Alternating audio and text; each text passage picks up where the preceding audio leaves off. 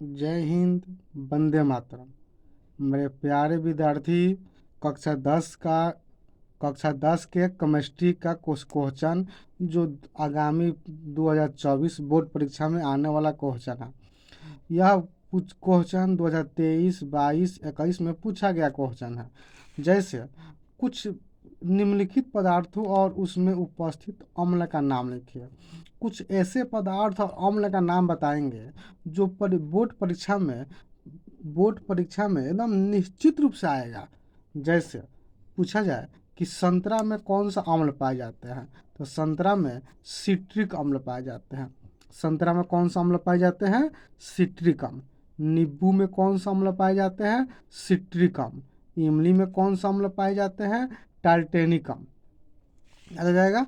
संतरा और नींबू, इन दो में सिट्रिक अम्ल और इमली में टार्टरिक अम्ल, यानी खट्टे पदार्थों में सिट्रिक और टार्टरिक दोनों अम्ल पाए जाते हैं। सिरका में कौन सा अम्ल? एसिटिक अम्ल। दही में लैक्टिक अम्ल। टमाटर में ऑक्जेलिक अम्ल। अमाशय रस में हाइड्रोक्लोरिक अम्ल। चाय में टैनिक अम्ल। चींटी के डंक में फार्मिक अम्ल। अब आपसे पूछा जाए कि दूध से दही बनाने में कौन सी क्रिया होती है, तो दूध से दही बनाने में होती है रासायनिक क्रिया। रासायनिक क्रिया किसे कहते हैं? आपको अगले वीडियो में बताएंगे, भौतिक क्रिया, रासायनिक क्रिया। लेकिन पहले आप लोग अम्ल के बारे में इस वीडियो में जानकारी लीजिए, जो आगामी परीक्षा में आने वाला इसमें से एकदम निश्चित रूप से एक ना एक क्वेश्चन आएगा। यह क्वेश्चन हम 2022, 2021, 19, 20 में से पेपर में से लिया गया क्वेश्चन है। जैसे संतरा में पूछ देगा तो संतरा में कौन सा अम्ल पाए जाते हैं? सिट्रिक अम्ल। नींबू में कौन सा अम्ल पाए जाते हैं? सिट्रिक अम्ल। संतरा और नींबू दोनों में सिट्रिक अम्ल होते हैं। इमली में टार्टरिक अम्ल। सिरका में एसिटिक अम्ल। दही में लैक्टिक अम्ल। टमाटर में ऑक्जेलिक अम्ल। अमाशय रस में हाइड्रोलिक अम्ल। चाय में टैनिक अम्ल। चींटी के डंक में फार्मिक अम्ल। मेरे वीडियो देखने के लिए आप लोग सब्सक्राइब का बटन है उसको दबा दीजिएगा, तो प्रत्येक वीडियो मिलेगा। आप लोग घर पर रहकर भी 10 में अच्छा नंबर ला लेंगे। इसके लिए मैं अपना वीडियो आप लोग के पास तक पहुंचा रहा हूं। क्वेश्चन नंबर 10 है, जल का पीएच मान कितना होता है? तो जल का पीएच मान होता है 7 के बराबर। आपको अज्ञात होगा, आपको मालूम होगा कि पीएच मान कितना होता है। तो पीएच मान 1 से लेकर 14 तक होता है। पीएच मान कितना होता है? 1 से लेकर 14 तक होता है। लेकिन आप लोग को बता दें हम, जिसका पीएच मान 1 से 7 तक होता है उसे अम्लीय कहते हैं, और जिसका पीएच मान 7 से 14 तक होता है उसे क्षारीय कहते हैं। अगर पूछ देगा कि किसी चीज़ का पीएच मान 8 है तो वह कैसा होगा, तो जिसका पीएच मान 8 है वह अम्लीय होगा। यहाँ पर पूछा है जल का पीएच मान कितना होता है, तो जल का पीएच मान 7 होता है, और जिसका पीएच मान 7 होता है उसे उदासीन विलयन कहते हैं। सही है। जिसका पीएच मान 7 होता है उसे क्या कहते हैं? उदासीन विलयन। आपको क्वेश्चन नंबर 11 में इसका हम व्याख्या किए हैं कि पीएच मान पर व्याख्या करें। जब जब कभी भी किसी का पीएच मान 7 से कम रहता है उसे अम्लीय कहते हैं, और 7 के बराबर रहता है उसे उदासीन कहते हैं, और 7 से अधिक होता है उसे क्षारीय कहते हैं। आप लोगों को क्लियर यहाँ पर परिभाषा भी मिल गया कि जिसका पीएच मान 7 से कम होता है उसे अम्लीय विलयन कहते हैं, जिसका पीएच मान 7 के बराबर होता है उसे उदासीन विलयन कहते हैं, जिसका पीएच मान 7 से अधिक होता है उसे क्षारीय कहते हैं। हम जानते हैं कि पीएच मान 1 से 14 तक होता है। आपको ये हम बता चुके हैं, जस्ट इसके पहले बताए थे कि पीएच मान कितना होता है 1 से लेकर 14 तक। पूछ देगा कि किसी चीज़ का पीएच मान 10 है वह कैसा होगा, तो जिसका पीएच मान 10 है वह क्षारीय होगा, क्योंकि 7 से अधिक वाला 7 से 14 के बीच में जो जिसका पीएच मान होता है वह क्षारीय होता है। ठीक। अब देखिए क्वेश्चन नंबर 12, जस्ता के कितने अयस्क होते हैं? तो पहले जस्ता के बारे में जानिए कि जस्ता होता क्या है। तो जस्ता को ही जिंक कहा जाता है। जस्ता का दूसरा नाम क्या है? जिंक। जिंक का संकेत होता है Zn और इसकी परमाणु संख्या होती है 30। जिंक का संकेत क्या होता है? Zn। परमाणु संख्या क्या होती है? 30। अब आप जानेंगे कि जिंक के कितने अयस्क होते हैं। जिंक के कितने अयस्क होते हैं? तो जिंक के अयस्क के लिए आप पढ़ेंगे कि जिंक के अयस्क होते हैं कितने? तो 3। मेरे प्यारे विद्यार्थी, आप ध्यान से पढ़ें। आपके बोर्ड परीक्षा में इसमें से एकदम निश्चित रूप से एग्जाम में आएगा।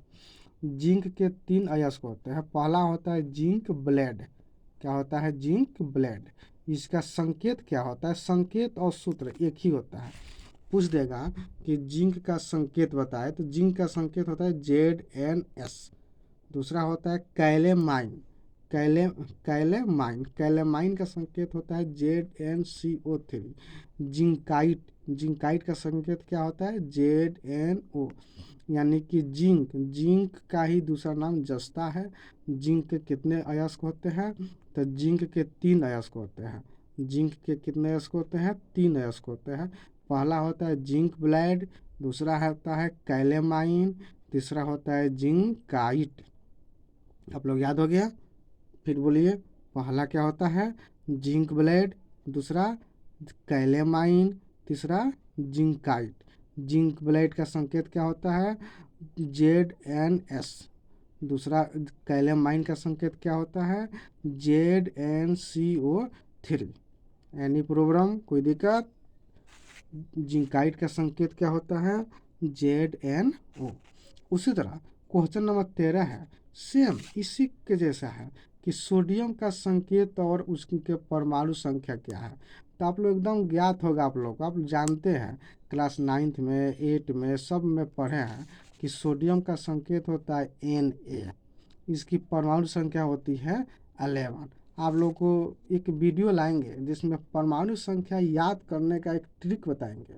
हम ट्रिक के अनुसार बताएंगे कि परमाणु संख्या कैसे याद होगा, कितना होता है, किसका परमाणु संख्या कितना होता है, सब हम ट्रिक से बताएंगे। लेकिन यहाँ पर थोड़ा सा याद कर लीजिए कि सोडियम का संकेत क्या होता है? Na। और सोडियम की परमाणु संख्या कितने होती है? 11 होती है। ठीक है। उसके बाद क्वेश्चन नंबर 14 है, बिश्नोई आंदोलन किसके नेतृत्व में किया गया था? तो आप लोग सुने होंगे अमृता देवी बिश्नोई के नेतृत्व में बिश्नोई आंदोलन हुआ था। और बिश्नोई आंदोलन है क्या? तो एक आप लोग सुने होंगे, एक चिपकू आंदोलन हुआ था। एक चिपकू आंदोलन था जिसमें पेड़ को जबरन काटा जा रहा था, जबरदस्ती काटा जा रहा था। तो उस पेड़ को बचाने के लिए औरतें पेड़ से चिपक गई।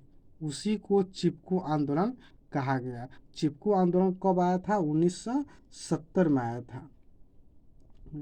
और यह कहाँ हुआ था चिपकू आंदोलन?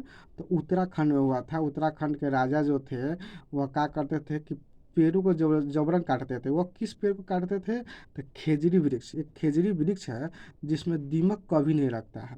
आप लोग से पूछ दिया जाए कि कौन सा ऐसा वृक्ष है जिसमें दीमक कभी भी दीमक दिया का, जिसको दिया का कहा जाता है, दीमक नहीं लगता है? तो खेजड़ी वृक्ष में।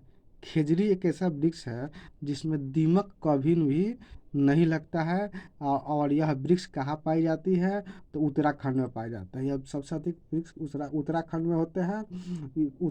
वहाँ पर वहाँ के राजा खेजड़ी वृक्ष को जबरन काट रहे थे अपने घर महल बनाने के लिए। तो वहाँ की कुछ औरतें थी जो पेड़ से चिपक गई जिससे पेड़ को न काटा जाए। उसमें सबसे आगे अमृता देवी बिश्नोई थी। लेकिन चिपकू आंदोलन के नेता किसको माना जाता है?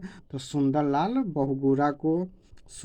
बहुगुणा को चिपकू आंदोलन के नेता माना जाता है। यह कहाँ हुआ था? तो उत्तराखंड में हुआ था। 1970 की बात है जब देश हमारा आज़ाद हो गया था। 1947 में देश आज़ाद हुआ और 1970 की बात है। क्वेश्चन नंबर 15, वर्षा जल का संचयन क्या कहलाता है? वर्षा जल का संचयन क्या कहलाता है? तो जल संचयन कहलाता है। वर्षा जल जब वर्षा होता है तो उसको संचयन किसे कहते हैं? पानी का इकट्ठा होना, किसी चीज का इकट्ठा करना संचयन कहलाता है। समझ गए? संचयन क्या है? तो किसी चीज का इकट्ठा कहलाता है। यहाँ पर कह रहे हैं वर्षा जल, वर्षा जल यानी पानी के जल का संचयन ही, संचयन करना, इकट्ठा करना संचयन कहलाता है। तो यहाँ पर लिखा है कि जल संचयन किसे कहते हैं? तो इकट्ठा करना ही जल संचयन कहलाता है। इससे आपको ज्ञात हो गया। क्वेश्चन नंबर 16, सोडियम हाइड्रोक्साइड का सूत्र क्या है? अब बताइए कि सोडियम हाइड्रोक्साइड का सूत्र यहाँ पूछा गया है, तो सोडियम हाइड्रोक्साइड किसको कहा जाता है? तो हम बताएंगे, अगले वीडियो में बताएंगे सोडियम हाइड्रोक्साइड क्या है, कैल्शियम हाइड्रोक्साइड क्या है, ये सब मैग्नीशियम क्या है, ये सब बताएंगे। तो पहले जानिए कि सोडियम हाइड्रोक्साइड का पहले सोडियम हाइड्रोक्साइड का दूसरा नाम है कास्टिक सोडा। सोडियम हाइड्रोक्साइड का दूसरा क्या नाम है? Caustic soda. इसका सूत्र होता है NaOH। सोडियम हाइड्रोक्साइड का सूत्र क्या होता है? NaOH। और सोडियम हाइड्रोक्साइड का दूसरा नाम क्या है? Caustic soda. पूछ देगा कि कास्टिक सोडा का सूत्र बताएं, तो कास्टिक सोडा का सूत्र होता है NaOH। सही है? कास्टिक सोडा का सूत्र क्या होता है? NaOH। उसके बाद बहुत इम्पोर्टेंट सूत्र, VVI क्वेश्चन, VVI क्वेश्चन है आप लोग का है कि विरंजक चूर कैसे बनता है? ये बहुत बार एग्जाम में पूछा जाता है। तो बुझे हुए चूने CaOH का होल ट्वाइस, नीचे रहता है उसको होल ट्वाइस, ऊपर आता है उसको होल स्क्वायर। जब बुझे हुए चूने CaOH का होल ट्वाइस को 40 डिग्री सेल्सियस तक तप्त कर उसके ऊपर क्लोरीन गैस प्रवाहित करने पर विरंजक चूर बनता है। विरंजक चूर कैसे बनता है? तो शुष्क बुझे हुए चूने, शुष्क बुझा, अब पूछा जाएगा शुष्क बुझा हुआ चूना का सूत्र क्या होता है? CaOH का होल ट्वाइस। शुष्क बुझे हुए चूने CaOH को 40 डिग्री सेल्सियस तक गर्म कर उसके ऊपर क्लोरीन गैस जब प्रवाहित किया जाता है तब विरंजक चूर बनता है। तो यह क्या है? CaOH क्या है? यह बुझा हुआ चूना है। बुझा हुआ चूना पर क्लोरीन गैस का ही संकेत है, क्लोरीन गैस को प्रवाहित किया जाता है तब विरंजक चूर बनता है। CaOCl/Cl, यह किसका सूत्र होता है? तो विरंजक चूर का सूत्र होता है। और H2O, hydrogen oxide, hydro oxide जल का सूत्र क्या होता है? H2O बाहर निकलता है। ठीक है? तो बुझे हुए चूने पर एकदम आप लोग शॉर्ट में याद कीजिए, एकदम छोटा में याद कीजिए कि बुझे हुए चूने पर क्लोरीन गैस को 40 डिग्री सेल्सियस पर, एकदम याद हो जाएगा, बुझे हुए चूने बुझे हुए चूने को 40 डिग्री सेल्सियस पर क्लोरीन गैस के ऊपर प्रवाहित किया जाता है तब क्या बनता है? विरंजक चूर बनता है। Question number 18। अब यहाँ पर देखिए उसी क्वेश्चन का यहाँ पर रिवाइज किया गया है कि विरंजक चूर का सूत्र क्या होता है?